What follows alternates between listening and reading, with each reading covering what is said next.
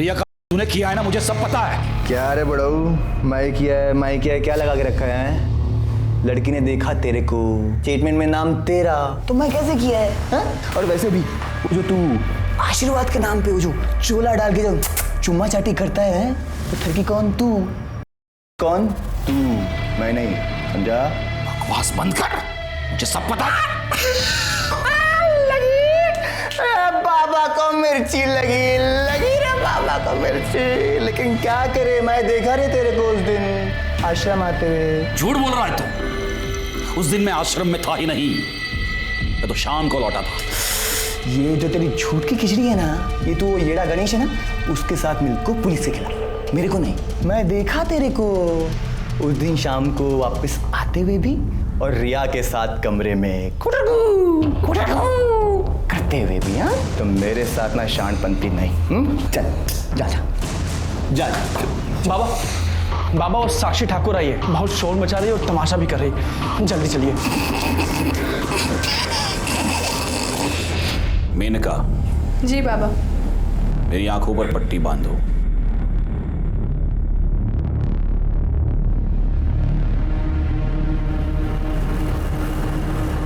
उसके बाद मुझे विश्वास हो गया कि बाबा ढोंगी नहीं है। लेकिन फिर 3 महीने पहले बाबा, वो आज मेरे पास फीस के लिए पैसे नहीं हैं। अरे रे रे रे रे रे रे रे, पैसे नहीं है तो कोई बात नहीं, अब पैसा ही सब कुछ थोड़ा ना है, क्यों बाबा, है ना? अब पैसा नहीं है तो उसके बदले कुछ और देना पड़ेगा। अलग चीज मतलब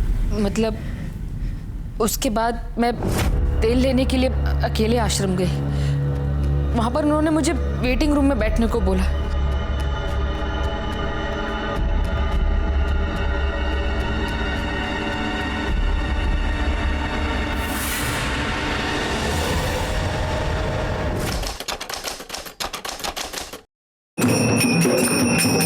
आयुष्मान बाबा की, आयुष्मान बाबा की, आयुष्मान बाबा की।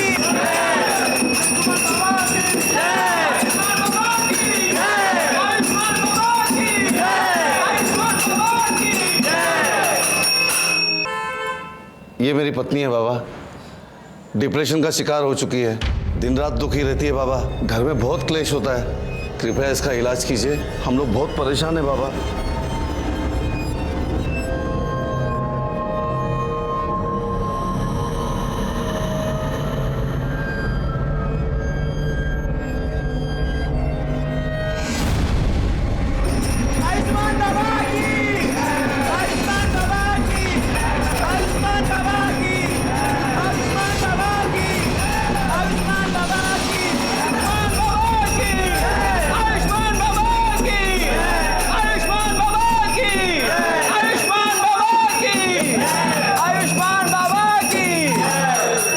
जा, ले जा अपनी पत्नी को घर, शीघ्र ही वह ठीक हो जाएगी। बाबा की जय हो, बाबा की जय हो। आओ भक्तों, बाबा का आशीर्वाद ले लो।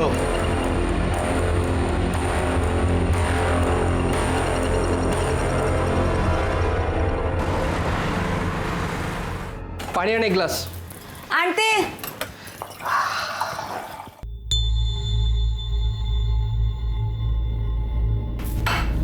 ये ले, घर खर्च के लिए। देख क्या रही है, पगार हुआ है आज। मुझे नहीं चाहिए तेरे पाप की कमाई। क्या बोलिस? पाप की कमाई? ये मेरी मेहनत का पैसा है। मेहनत का पैसा? हाँ, ये मेहनत का पैसा है तेरा, या तेरे उस ढोंगी कमीने बाबा की पाप की कमाई है? ए, बाबा को कुछ मत बोला, देख दांत तोड़ दूंगा मैं तेरे। तू भूल गया उसका क्या किया था? वो बाबा जो भक्ति के नाम पे दूसरी औरतों की चुम्मा चाटी करता है। देख, मुझे तेरा नहीं पता, पर मुझे बहुत शर्म आती है इस पाप की कमाई खाने में। चल तेरी तो मैं।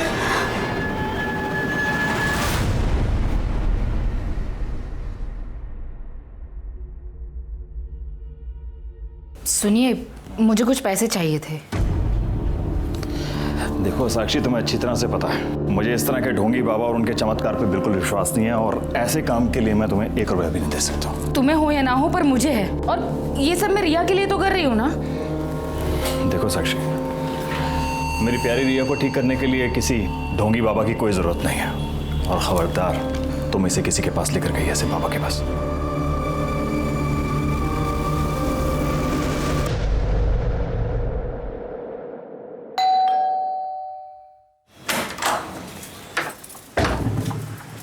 काजल, थोड़ी सी शक्कर मिलेगी? वाटी अनलेस? हाँ वाटी।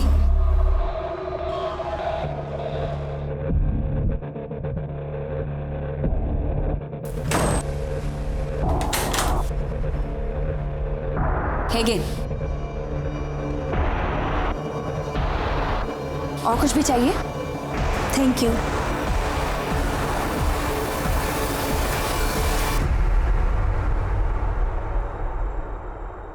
ठीक किया जो तुम इसे मेरे पास उपचार के लिए ले आई। बाबा, मेरी रिया चल तो सकेगी ना? अवश्य।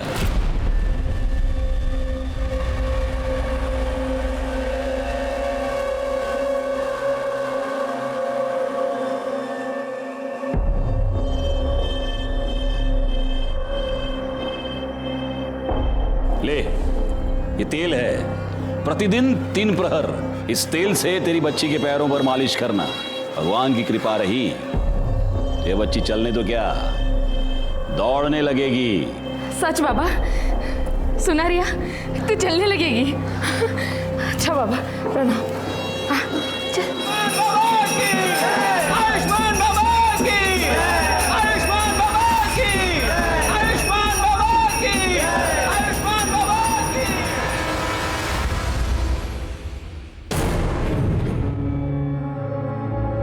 रिया बेटा, बेटा क्या हुआ? बाप रे, क्या हो गया है लोगों को? इतने घटिया लोग भरे पड़े हैं ना के केस आ रहे हैं। अब 60 साल के बुढ़े ने एक 20 साल की लड़की कर दी, बताओ। रिया, रिया बेटा, रिया बेटा क्या हुआ? क्या हुआ बेटा? रो क्यों रो? क्या हुआ? ओ बेटा मुझे बताओ। अरे किसी ने कुछ कहा क्या? मुझे बताओ ना, क्या हुआ? अरे भाई ये रो क्यों रही है? क्या हुआ इसे? क्या हुआ बेटा? बेटा मुझे बताओ, क्या हुआ?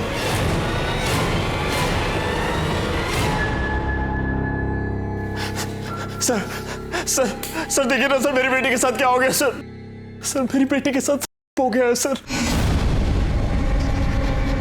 आप प्लीज बैठिए और मुझे शांति से बताइए कि एग्जैक्टली। सर मेरे मना करने के बाद भी ना मेरी बीवी साक्षी सर मेरी बेटी को ना उस ढोंगी बाबा के पास लेके जाती थी सर 6 महीने से। सर मैंने इसे मना भी किया था, लेकिन सर इसने मेरी एक बात नहीं सुनी सर। मैंने इसको बोला भी था सर। अरे एक मिनट, ये सब यहाँ नहीं चलेगा, ये पुलिस स्टेशन है। आप बैठिए प्लीज। मैडम आप बताइए क्या हुआ? सर, रिया के पैर बहुत कमजोर है। सब कुछ करके देखे लेकिन कोई फर्क नहीं पड़ रहा था। तब मैंने बाबा के बारे में सुना। मैं रिया को उनके पास लेकर गई। बाबा ने इसकी नब्ज देखी और कहा कि ये ठीक हो सकती है। बाबा ने मुझे एक तेल दिया और कहा कि मैं उससे रिया के पैरों की मालिश करूं, लेकिन उससे भी कोई फर्क नहीं पड़ रहा था।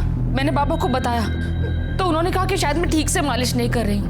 मैं रिया को उनके पास लेकर जाऊँ, वो मुझे सही तरीका बताएंगे।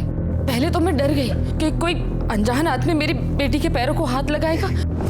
मेनका। जी बाबा। मेरी आंखों पर पट्टी बांधो।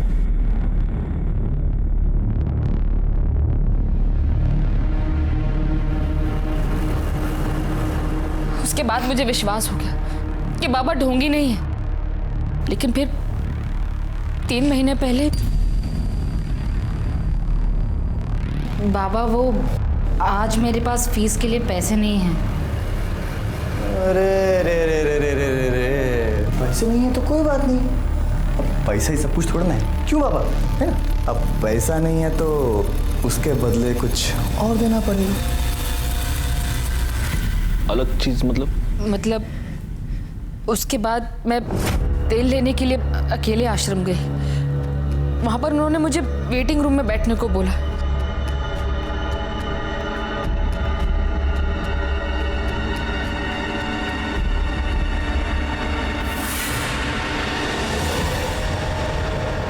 कौन था वो आदमी? पता नहीं सर, लेकिन जब होश आया तो देखा कि मेरे कपड़े मेरे साथ हुआ था। उसके बाद 2 बार और ऐसा हुआ। 3 बार तेरे साथ रेप हुआ, तूने मुझे बताया तक नहीं? तुझे मजा आ रहा था बारे में? और मेरी बेटी को लेके गई उस ढोंगी बाबा के पास। तुझे कितनी बार बोला था? तुझे कितनी बार बोला इसको मत लेके जाओ? अभी आप बैठेंगे प्लीज, वरना मुझे आपको बाहर निकालना पड़ेगा। रिया में इंप्रूवमेंट दिख रही थी। अगर मैं तुम्हें बताती तो तुम ट्रीटमेंट रुकवा देते, इसलिए मैंने नहीं बताया। लेकिन फिर 4 दिन पहले 13 तारीख को मैं रिया को लेके आश्रम गई। आर्यमन ने हमें कहा कि हम वेटिंग रूम में वेट करें, बाबा बाहर गए। उनके शिष्य ने हमें एक शरबत पिलाया, जिसे पी के हम दोनों बेहोश हो गए। लेकिन बेहोश होने से पहले मुझे याद, आर्यमन मुस्कुरा रहा था। मुझे लगा कि फिर से, लेकिन जब मुझे होश आया तो मेरे साथ कुछ भी नहीं हुआ था। लेकिन रिया वहां से गायब थी।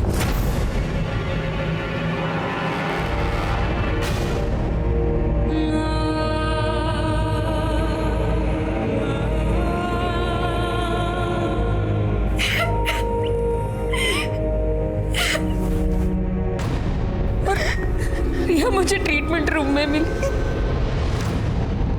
मैंने आर्यमन से पूछा कि उसने ऐसा क्यों किया, तो उसने कहा कि उसने तो रिया को हाथ तक नहीं लगाया। लेकिन मैं जानती हूँ सर कि आर्यमन ने मेरे रिया के साथ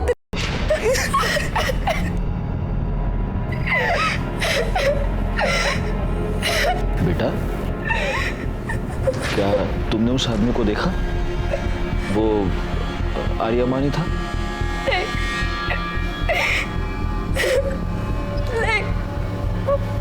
आर्यमन ने आयुष्मान बाबा थे। मुझे याद है, बेहोश होने से पहले जो आदमी मेरी तरफ आ रहा था, उसने वही चोला पहना था जो आयुष्मान बाबा पहनते। इंस्पेक्टर सर प्लीज उस बाबा और उसके बेटे को अरेस्ट कर लीजिए प्लीज सर। प्लीज सर, हमें न्याय दिलवा दीजिए प्लीज सर। कामनी मैडम, बच्ची को मेडिकल एग्जामिनेशन के लिए ले जाइए। आप भी जा सकते हैं। रैकॉर्ड, हम चल के इस आयुष्मान बाबा से मिलते हैं।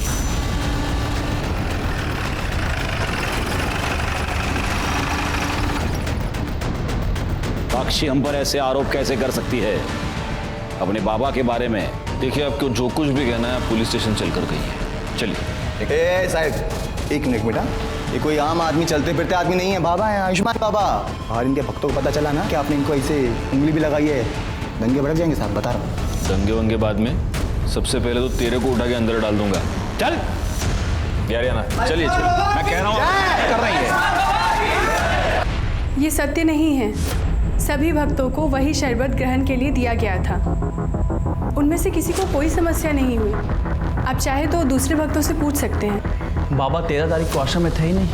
वो एक भक्त के यहाँ आमंत्रित थे। मैं स्वयं पूरा दिन उनके साथ ही था। हम लोग शाम को आश्रम एक साथ ही लौटे थे। सर, मैं तो ज़्यादातर अकाउंट केबिन में ही रहता हूँ, तो बाहर क्या चलता है क्या नहीं चलता मेरे को नहीं मालूम। सच है, भगवान भी इंसान को नहीं पहचान सकता। मैंने साक्षी और उसकी बेटी को बहुत सहायता की थी, फिर भी न जाने क्यों उसने मुझ पर ऐसे घृणित आरोप क्यों लगाए। लेकिन आपको क्या लगता है बाबा, मतलब क्यों लगाए होंगे उसने ऐसे घृणित आरोप आप पर? एक ही कारण हो सकता है। अच्छा? मेरे उपचार के पैसे देना नहीं चाहती होगी, अन्यथा मदद जो करता है उसे ऐसे प्रत्युत्तर में ऐसे घृणित आरोप कोई नहीं लगाता। लेकिन उसकी चूक हो गई, वो चूक गई। 13 तारीख को पूरा दिन हम आश्रम में थे ही नहीं। सर, इसके असिस्टेंट गणेश ने भी यही कहा कि ये लोग शाम को वापस आए थे। क्योंकि यही सत्य है। हमारा शिष्य गणेश पूरा दिन हमारे साथ था, और जिस भक्त के यहां हम पूरा दिन उपस्थित थे, आप उनसे भी पूछ सकते हैं। दोनों को आशीर्वाद है मेरे। अब हम यहां से प्रस्थान करेंगे। अरे नहीं नहीं नहीं नहीं, प्रस्थान वस्थान आप कुछ नहीं कर सकते अभी। क्या है बाबा, आप अक्यूज्ड हैं, तो अब आप यहीं रहेंगे। रिकॉर्ड, बाबा को उनकी कुटिया दिखा दो। अब अगले कुछ दिन तक भजन पूजन कीर्तन कीर्तन वहीं पे ले जाओ। चलिए। देखिए ये गलत है। लड़की के कंप्लेन के बाद आयुष्मान बाबा को पुलिस ने रेप के केस में अरेस्ट कर लिया है। अभी भी तुझे लगता है कि तेरा बाबा ढोंगी नहीं है? काजल चुप बैठ। मैं बाबा को बहुत पहले से जानता हूँ, वो ऐसा कर ही नहीं सकते। और अगर हुआ भी है ना तो बाबा ने नहीं किया है, वो उस कमीने आर्यमान ने किया है, क्योंकि वो आर्यमान एक नंबर का। अच्छा, तो फिर पुलिस ने तेरे बाबा को क्यों पकड़ा? हाँ, संभल के रहे, हाँ संभल के रहे, कहीं बाबा तुझे भी अरेस्ट ना करवा दे। सर, ये रही रिया की मेडिकल रिपोर्ट। इस रिपोर्ट के मुताबिक रिया की बॉडी पर कोई सीमन नहीं मिला है। ये तो एक्सपेक्टेड ही था। 4 दिन बाद वो लोग कंप्लेंट लिखवाने आए थे। 4 दिन बाद हमें क्या मिलने वाला था? सर एक बात और, रिया की मेडिकल रिपोर्ट से पता चला है कि उसके साथ हुआ है, वो वर्जिन नहीं है। नहीं, लेकिन कमली मैडम, ये बात लेकर हम कोर्ट में नहीं जा सकते। बाबा का वकील पहली हियरिंग में ये साबित कर देगा कि रिया खुद एक्टिव थी और अब उसके माँ बाप बाबा को फंसाने के लिए सब चाल चल रहे हैं। नहीं, हमें कोई ऐसा पुख्ता सबूत चाहिए जिससे हमें साबित कर पाए कि बाबा ने किया है।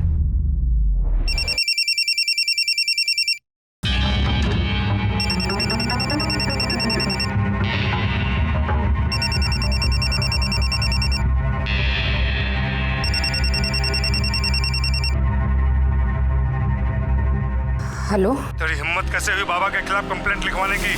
भूल गई बाबा कौन है? या तो कंप्लेंट वापस ले, वरना हम तुझे और तेरी बेटी को छोड़ेंगे नहीं। नहीं नहीं, मेरी बेटी को कुछ मत करना। वो कौन है? कौन है? कौन है? कौन बोल रहा है? हिम्मत है तो सामने आके बात कर। अरे फोन पे क्या धमकी दे रहा है? आ सामने। हेलो हेलो, काट दिया। जो भी ऐसे छोड़ूंगा। कहाँ जा रहे हो? अरे पुलिस को इन्फॉर्म करने जा रहा हूँ। नहीं, उसने धमकी दी है। साक्षी, तुम अब भी नहीं समझ रही हो, हमें पुलिस को इन्फॉर्म करना पड़ेगा। ये सब बंद होना चाहिए। नहीं, आप मेरी बात सुनिए ना। साक्षी प्लीज, देखिए मेरी बात सुनिए प्लीज साक्षी।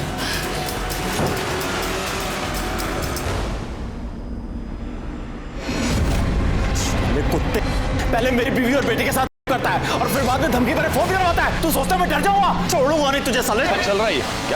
क्या कर रहे हैं? सर देखिए ना सर, मेरी बीवी के फोन पर सर किसी प्राइवेट नंबर से धमकी भरे फोन आ रहे हैं सर। कह रहे कंप्लेंट वापस ले लो, नहीं तो आपकी बेटी और बीवी को। सर कुछ कीजिए सर। एक मिनट। बैकवर्ड, ये नंबर नोट कर लो और ये नंबर ट्रेस करो, पता करो ये नंबर किसका है, कहाँ से आया है। आप प्लीज इनके साथ चलिए, प्लीज। चला कमाल लगा, चला।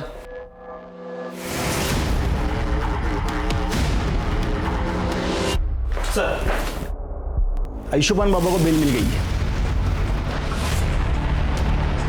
ये तो नहीं था। सिवाय इनकी कंप्लेंट के हमारे पास है ही क्या? फॉर्मेलिटीज पूर्ण कर। सर,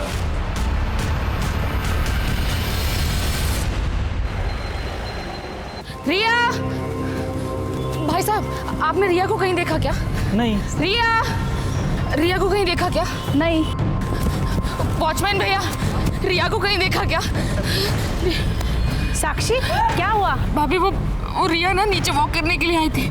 मैंने पूरा कंपाउंड देख लिया, कहीं मिल नहीं रही है। अरे इधर किधर होगी ना। क्या हुआ साक्षी? इतना घबराई हो क्यों? रिया कहीं मिल नहीं रही है प्रवीण। उसने उसे किडनैप कर लिया। उसने कहा था कि वो हम लोगों को नहीं छोड़ेगा। और नहीं।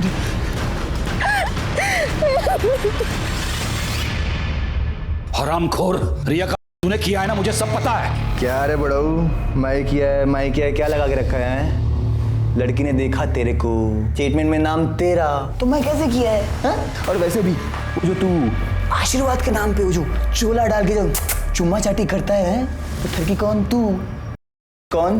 तू, मैं नहीं, समझा? बकवास बंद कर, मुझे सब पता है।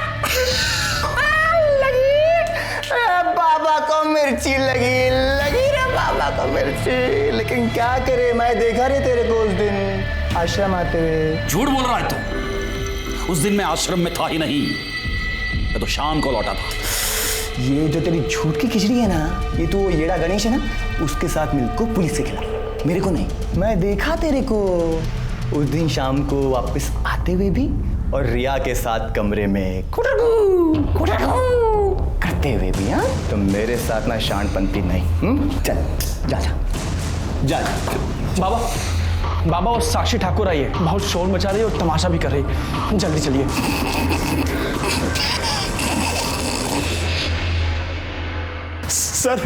सर, हमारी बेटी रिया गायब हो गई है सर।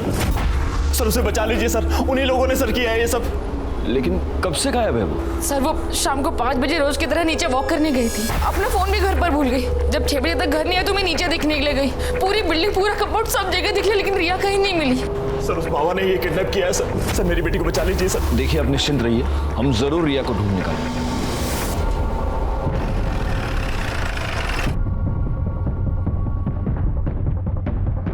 सर बॉडी को सबसे पहले इन औरतों ने देखा।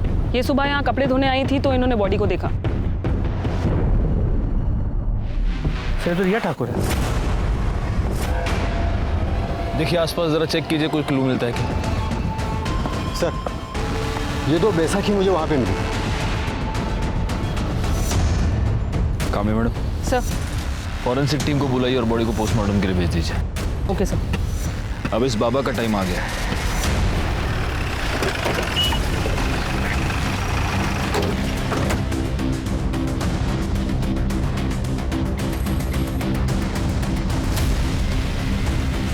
यहाँ तो ताला लगा हुआ। सुनिए, ये इस आश्रम को ताला क्यों लगा हुआ है? पता नहीं साहब, हम तो जब सुबह दुकान पे आए तो देखा कि ताला लगा है। बैकवर्ड, एक काम करो, ये बाबा, उसका बेटा, इस आश्रम के लैंडलाइन नंबर्स सब फोन टैप करो और ये पता करो कि इस बाबा की और कहाँ कहाँ प्रॉपर्टी है, और ज़रा इस बाबा के भी डिटेल्स निकालो। ये ओरिजिनली कौन है, कहाँ से आया है, और ये सारी डिटेल्स मुझे जल्द से जल्द चाहिए। सर पुलिस ने लड़की की पहचान रिया ठाकुर के नाम से की है। ये वही रिया ठाकुर है जिसने आयुष्मान बाबा पर का इल्जाम लगाया था। याद है ना तुम्हें? इसी बाबा ने तुम्हारे सामने मुझे किस किया था। तब तुम ऐसे ही बस मुंह खोलकर उसे देख रहे थे। तुम्हारी इन्हीं हरकतों से ना उसे बढ़ावा मिला है। और आज देखो, उसने एक छोटी सी बच्ची को मार के फेंक दिया। पर तुम आज भी ना बस ऐसे ही खड़े रहना, कुछ मत करना और जाप लगते रहना कि तुम्हारा बाबा इनोसेंट है ना? सर, कल रात को जब ड्यूटी खत्म होने के बाद आप घर चले गए तो एक आदमी ने कॉल किया था। वो कह रहा था कि रिया मर्डर केस के बारे में कुछ जानता है और आपको बताना चाहता है। मैंने उससे कहा कि आप घर चले गए तो उसने कहा कि मैं दोबारा कॉल करूंगा। उसने फ़ोन कट कर दिया और अभी तक उसको कॉल नहीं है। मैं सुबह से ट्राई कर रहा हूँ उसको कॉल करने की, लेकिन मोबाइल स्विच ऑफ आ रहा है। जोशी, पता करो ये नंबर किसका है। हो सकता है इससे हमें कोई इंपॉर्टेंट लीड मिले। Yes sir. सर रिया ठाकुर की पोस्टमार्टम रिपोर्ट के मुताबिक पहले उसके साथ हुआ था, फिर 18 तारीख की शाम 7 और 8 बजे के बीच उसका गला घोट के उसे मार दिया गया। बॉडी पर सीमेन या कोई ऐसी चीज़ मिली जिससे मर्डरर को आइडेंटिफाई कर पाए? नहीं सर, बॉडी की फोरेंसिक रिपोर्ट 2 दिन बाद आएगी। 2 दिन? ठीक है, तब तक वेट करते, हो सकता है उससे कोई क्लू मिले। सर आयुष्मान ट्रस्ट के नाम से आयुष्मान बाबा की 4 प्रॉपर्टीज है, बोरीवली, दहिसर, वसई और विरार में। लेकिन चारों प्रॉपर्टीज में कोई रहता नहीं है, वहाँ पे ताला लगा हुआ है। रिकॉर्ड, एक काम करो, इन चारों जगहों पर सिविल में अपने आदमी रख दो 24 घंटे। पता नहीं क्यों मुझे ऐसा लगता है कि बहुत जल्द यहाँ पर कोई रहने आएगा। सर हमने आयुष्मान बाबा की डिटेल्स निकाली तो पता चला कि ओरिजिनली वो विरार का रहने वाला है और कुछ साल पहले किसी रामनारायण तिवारी नाम के वैद्य को असिस्ट कर रहा था। उसका कंपाउंडर था। रिकॉर्ड, एक काम करो, इस रामनारायण तिवारी वैद्य से पूछताछ करो और इस बाबा के बारे में जितनी डिटेल्स हो सके उतनी डिटेल्स निकालो। सर वो हमारे पास 3 साल काम किया था, हमने उसको सब सिखा दिया था। मालिश करना, हड्डी बिठाना और आयुर्वेद तरीके से उपचार करना, दवाई बनाना भी। लेकिन था बड़ा होशियार, हर काम फटाफट सीख जाता था। लेकिन उसे एक आदत थी, वो आयुर्वेद और एस्ट्रोलॉजी की किताब पढ़ने का बड़ा शौक था। जरा सा भी समय मिले किताब खोल के पढ़ने लगता था। फिर एक दिन आया, कहने लगा कि हम कल से काम पर नहीं आएंगे। हम कहा काहे? बहुत उससे कहा कि रुक जा, लेकिन नहीं रुका, वो चला गया। 1 साल बाद सुनने में आया कि साकिब खान जो है आयुष्मान बाबा बन गए। एक मिनट, ये साकिब खान कौन है? अरे वही आयुष्मान बाबा जो है वही साकिब खान है। मुस्लिम से हिंदू नाम बदल के बाबा बना। और ये आर्यमन उसका बेटा इमरान। हाँ, जब उसकी जोरू मरी तो इमरान 2 साल का रहा होगा। तो इसने माँ का भी प्यार दिया, बाप का भी प्यार दिया। बहुत लाड करता था और लाड प्यार के चक्कर में लड़का खराब हो गया।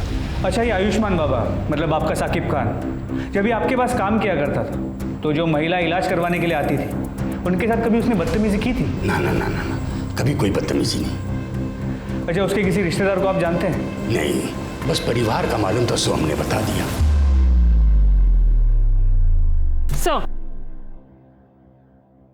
साक्षी ठाकुर को जिस प्राइवेट नंबर से थर्ड कॉल आ रहे हैं वो पिछले 24 घंटे में अलग अलग लोकेशन पर ऑन ऑफ हो रहा है। आपने ट्राई करके देखा? हाँ सर, हमने कई बार ट्राई किया पर हर बार ऑफ बता रहा है। और सर एक बात और, ये नंबर सूरज यादव के नाम पर रजिस्टर्ड है। हमने उसके घर का भी पता किया पर वो एड्रेस भी फेक निकला।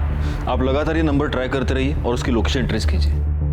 सर, कल रात को जिस नंबर से कॉल आया था वो मोबाइल नंबर किसी निखिल परांजपे के नाम पे रजिस्टर्ड है। निखिल परांजपे? Yes sir. निखिल परांजपे तो आयुष्मान बाबा का अकाउंटेंट है, यानी कि वो हमें कोई इन्फॉर्मेशन देना चाहता है। हम यहाँ बैठे बैठे उसके फ़ोन का वेट नहीं कर सकते। कामड़ी मैडम, एक काम कीजिए, आप फौरन जाके निखिल परांजपे के बारे में पता कीजिए। Yes sir.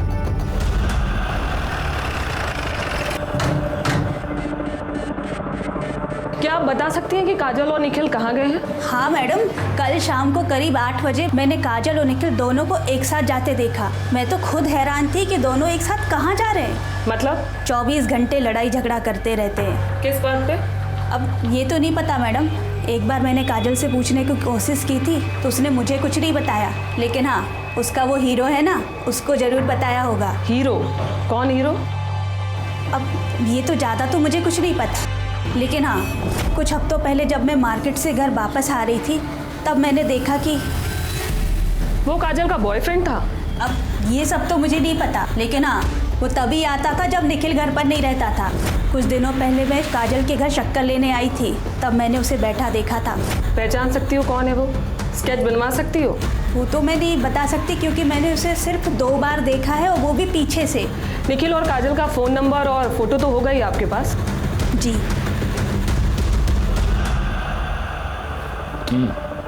मतलब आयुष्मान बाबा सादिक खान है जो फ्रॉड करने के लिए एक हिंदू बाबा बना।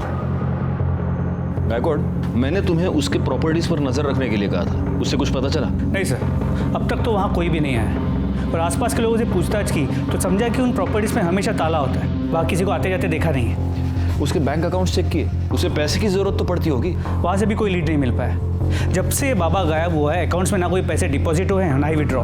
बड़ी अजीब बात है, एक फ्रॉड बाबा गायब होता है, उसके साथ उसका अकाउंटेंट गायब होता है और साथ में अकाउंटेंट की बीवी भी गायब होती है। अच्छा, अभी कामड़ी मैडम ये बता रही है कि बीवी का किसी के साथ अफेयर चल रहा था। हो सकता है इन दोनों के बीच में बहुत झगड़े थे इसीलिए उसका अफेयर चल रहा था, या फिर उसका अफेयर चल रहा था इसलिए झगड़े थे।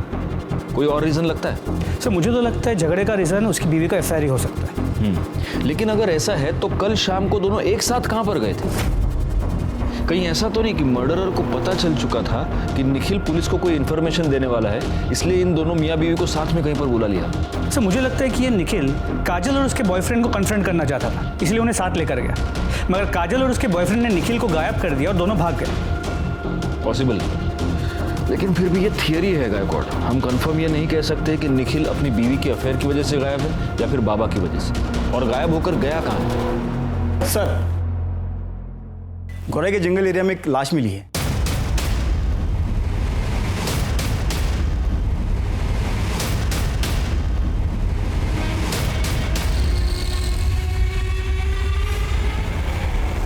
सर, ये बॉडी तो काजल परांजपे की है। What? Yes sir.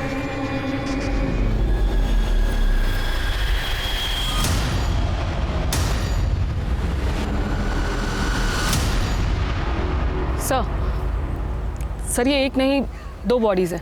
क्या? मेरा मतलब है सर, एक बॉडी में 2 डेड बॉडी। क्या बात कर रही हैं आप कामड़ी मैडम?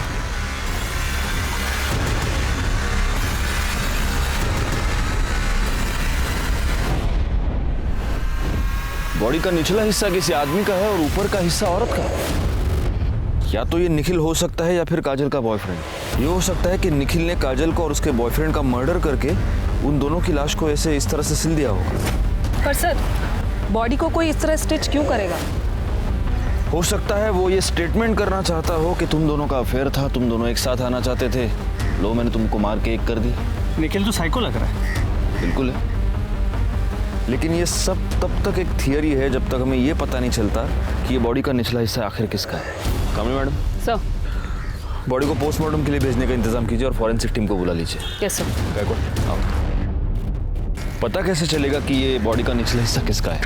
सर एक आइडिया है, काजल के नेबर्स ने कहा था कि उन्हें यहाँ 1 साल हो गया है। हो सकता है इस बीच को कभी बीमार पड़े और कभी अपना ब्लड टेस्ट किया, तो आसपास के लैब से कुछ इन्फॉर्मेशन मिल सकती है। मतलब ब्लड ग्रुप से?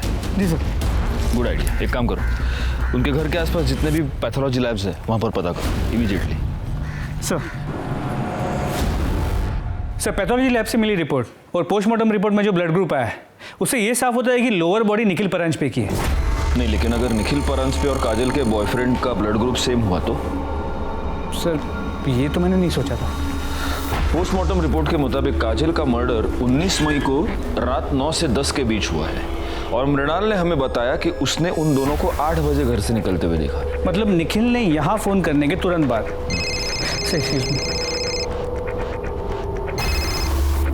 हेलो, ठीक है सर। गोरे के डंपिंग ग्राउंड के पास 2 आधी कटी हुई डेड बॉडीज मिली।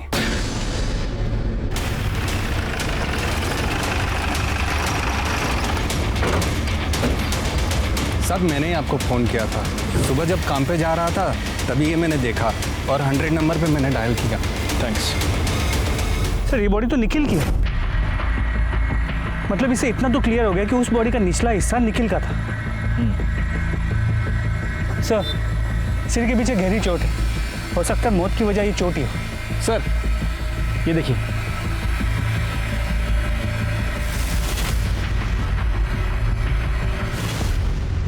गायकवाड़, अपनी फॉरेंसिक टीम को बुलाओ और उनसे कहना कि इस बार मुझे रिपोर्ट जल्द से जल्द चाहिए। सर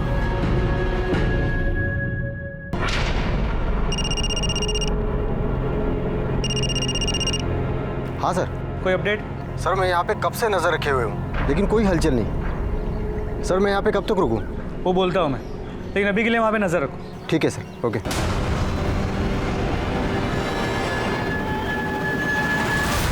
हे शिंदे ना उद्या सर।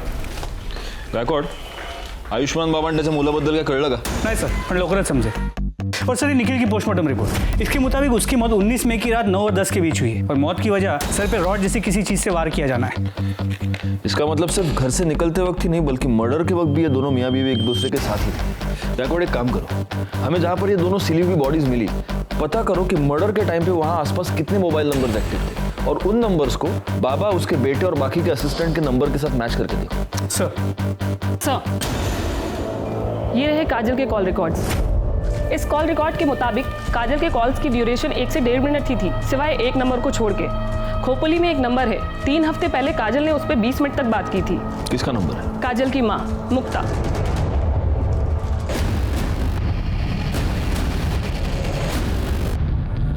बड़ी अभागन थी मेरी काजल।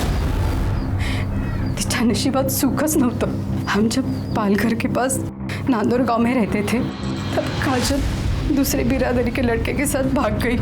पूरे गांव ने हमें बेदखल कर दिया। हम लोग दर दर भटकने लगे, कभी यहाँ गावात कभी त्या गावात।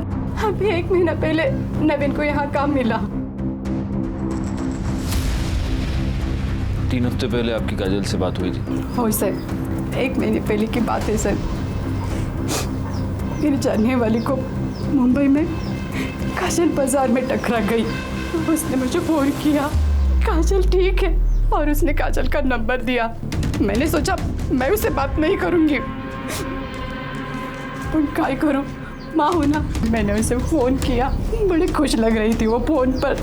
उसने कहा कि वो मुझसे मिलने आने वाली है, पर नहीं, वो नहीं आई।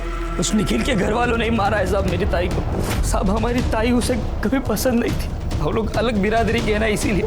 वैसे 19 तारीख को तुम कहाँ थे? मैं काम पे था साहब, विठल और मैं साथ में ही काम पे जाते। विठल कौन? हमारा पड़ोसी, इधर बाजूला रहा था। निखिल की फैमिली का नांदौर का एड्रेस है आपके पास? ठीक है सर, विठल ने कंफर्म किया है। 19 मई को नवीन उसके साथ सुबह से शाम तक गोडाउन में ही था। एक काम करते, निखिल के घर चलकर पता करते कि इस नवीन की बात में कितनी सच्चाई है। मैंने कितनी बार निखिल को समझाया था कि काजल तेरे लिए ठीक नहीं है, फिर भी उसने मेरी एक बात नहीं मानी। इसलिए तुमने उन दोनों का पता लगाया, उनका मर्डर किया और अपना बदला पूरा किया। क्या बात कर रहे हो साहब?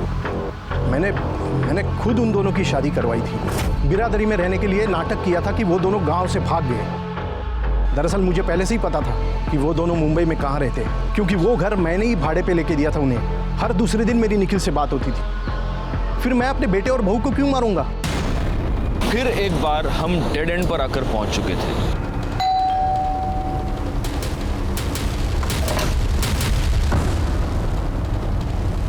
जी, आपका नाम? माजिद खान। सादिक खान को जानते हैं? हाँ, वो हमारे फूफी के लड़के हैं, हमारे बड़े भाईजान हैं। बड़े ताज्जुब की बात है माजिद साहब, आपकी आवाज़ आपके फूफी के लड़के से बहुत मिलती जुलती है। देखिए, आप हमें खामखा परेशान कर रहे हैं। हमारे बड़े भाईजान का उन्होंने जो किया है उससे हमारा कोई वास्ता नहीं है। गायकवाड़,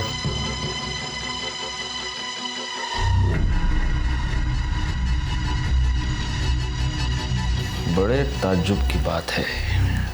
सिर्फ आवाज ही नहीं, आपके हाथ पर चोट का निशान भी आपके फूफी के लड़के से मिलता जुलता है। सुनिए मेरी बात सुनिए। आयुष्मान बाबा, अब तेरे आशीर्वाद देने के दिन खत्म हो गए, अब हम तुझे आशीर्वाद देंगे। सर, मुसलमान होके मैं आयुर्वेद या ज्योतिष का धंधा नहीं कर सकता, इसलिए फिर सादिक खान से मैं आयुष्मान बाबा बन गया।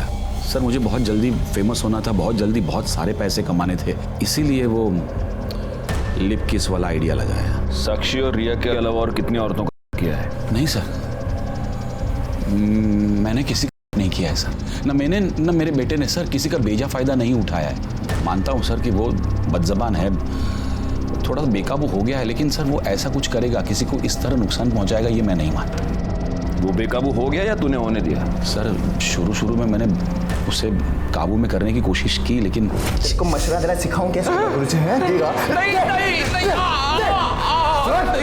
आज के बाद अगर मेरे को मशवरा दिया ना जबरन, तो साले पूरी दुनिया को बता देगा मैं कि तू कोई बाबा नहीं है रे, तू मुसलमान है क्या? हाँ, चल चल अब खड़ा हो, 25,000 लेके तो। अरे ऐश करने की, अरे चल जा खड़ा हो। लाता। अच्छा ये बता, निखिल के साथ तूने क्या किया? निखिल के साथ? सर, उसके साथ मैं क्यों कुछ करूंगा? क्योंकि तुझे ये पता चल चुका था कि रिया मर्डर केस में निखिल हमें कोई इन्फॉर्मेशन देने वाला था। नहीं सर, मुझे इसके बारे में कुछ नहीं पता है, बल्कि मैं तो उसे नौकरी पर भी नहीं रखने वाला था जिस दिन से मैंने काजल के बारे में सुना है। मतलब सर, वो काजल को भगाकर शादी करके मेरे पास आया था मुंबई। काजल को मेरे पास इसलिए लाया था कि ताकि मैं उसको आशीर्वाद दूं, और फिर मेरे पास नौकरी मांगने लगा, और उस वक्त मेरे पास एक अकाउंटेंट की जॉब खाली थी, तो मैंने कहा था उसे कि मैं उसे नौकरी दूंगा। तो ठीक है, कल से तुम यहां नौकरी पे आ जाना।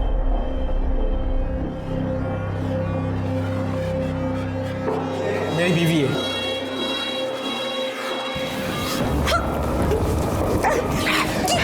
आर्यमन, ये क्या बदतमीजी है? ये क्या कर रहे हो तुम? क्यों चिल्ला रहा है? आशीर्वाद तो दिया है जैसे तू देता है। निखिल, रिया और काजल तीनों का मर्डर हुआ है। बता, इसमें से कौन सा खून तूने किया, कौन सा तेरे बेटे ने किया, या दोनों ने मिलके किए तीनों खून? नहीं सर, हमने किसी का खून नहीं किया, सच कह रहा हूँ सर। अगर मर्डर नहीं किया तो भाग क्यों गया था? रिया के बारे में सुन के डर गए थे हम लोग। बेटा कहाँ है तेरा? कहाँ छुपा के रखा है उसको? जिस दिन से आश्रम से भागा उस दिन से वो गायब है सर। गायकवाड़, इसका डीएनए टेस्टिंग कराओ। रिया के नाखून में जो स्किन का फ्रैगमेंट मिला उससे मैच करके देखो। आयुष्मान बाबा आखिर तक यही कहता रहा कि वो निर्दोष है।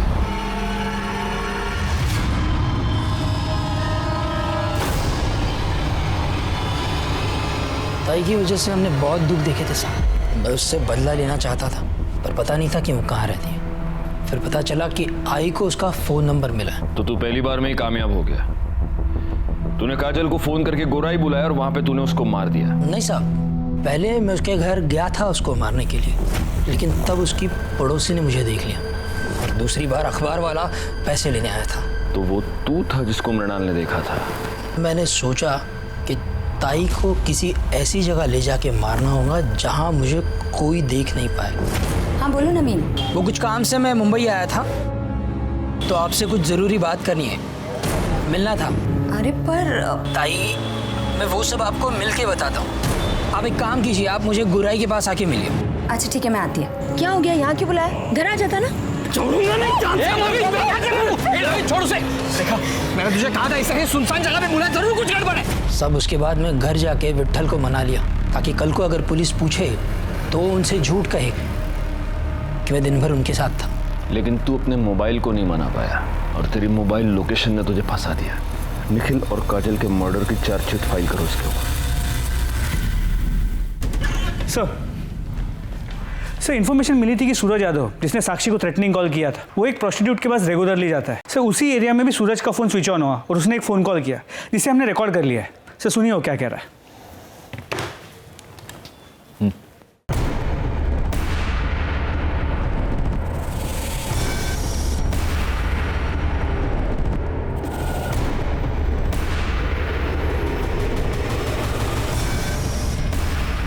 एक मिनट गायकवाड़, इसका नाम सूरज यादव है ना? तो ये इस तरह से हिंदी क्यों बोल रहा है?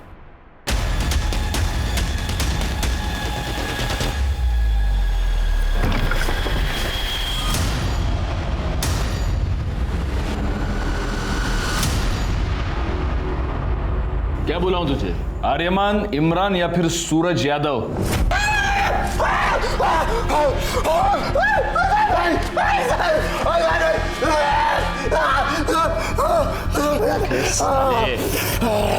रिया के नाखून में जो स्किन मिला है ना, उससे तेरे बाप का डीएनए 50% मैच होता है। इसका मतलब तेरा पूरा 100% होगा। इसलिए मैं बोल रहा हूँ नाटक मत कर, क्योंकि हम ये आसानी से प्रूव कर सकते हैं कि तूने रिया का मर्डर किया। बोल। साहब, साक्षी और रिया का नहीं किया है साहब। अब्बू का चोला अपने ऊपर डाल लिया था कि कहीं बीच में थोड़ा बहुत भी होश आए तो लगे कि अब्बू ने गलत काम किया है। मर्डर क्यों किया रिया का? मैं बस कंप्लेंट वापस करवाना चाहता था साहब, पर वो रिया का बाप है ना, फोन पे बहुत अकड़ रहा था साहब। बहुत उल्टा सीधा बोला मेरे को, दिमाग पूरा चलना आ गया था मेरा। बस मैंने सोच लिया था साहब कि इस साले को सबक सिखा के रहेगा मैं। तो मेरे को पता था कि रिया रोज शाम को ना कंपाउंड में वॉक करने को आती, और शायद उसके बाद उसकी बॉडी रात को मैं ठिकाने लगा दिया। पर ये सब बूढ़ा हुआ ना, वो मेरा अब्बू, उसने मेरे को सब करते हुए देख लिया था साहब। और बहुत घबरा गया था साहब, वो बहुत डर गया था। जबरदस्ती मेरे को छुपाया साहब। साक्षी और रिया पर करने के जुर्म में और रिया के मर्डर के जुर्म में तुमको अरेस्ट करता हूँ। चार्जशीट फाइल करो। फॉरेंसिक रिपोर्ट से यह साबित हो गया कि वो स्किन आर्यमान की थी। निखिल काजल मर्डर केस और रिया मर्डर केस फाइनली सॉल्व हो गए। नवीन, जिसने अपनी बहन को एक भयानक, एक दर्दनाक मौत दी, उसका पूरा प्लान उसकी फोन की वजह से फेल हो गया। रिया, जो कि शारीरिक रूप से कमजोर थी, अपने मां के अंधविश्वास और अंधभक्ति की भेंट चढ़ गई। इसी के साथ मैं सीनियर इंस्पेक्टर राजेश यादव आपसे विदा लेता हूं। दोबारा मिलूंगा, तब तक सतर्क रहिए और देखते रहिए क्राइम पेट्रोल दस्तक, क्योंकि मकसद बताना नहीं, बचाना है। जय हिंद।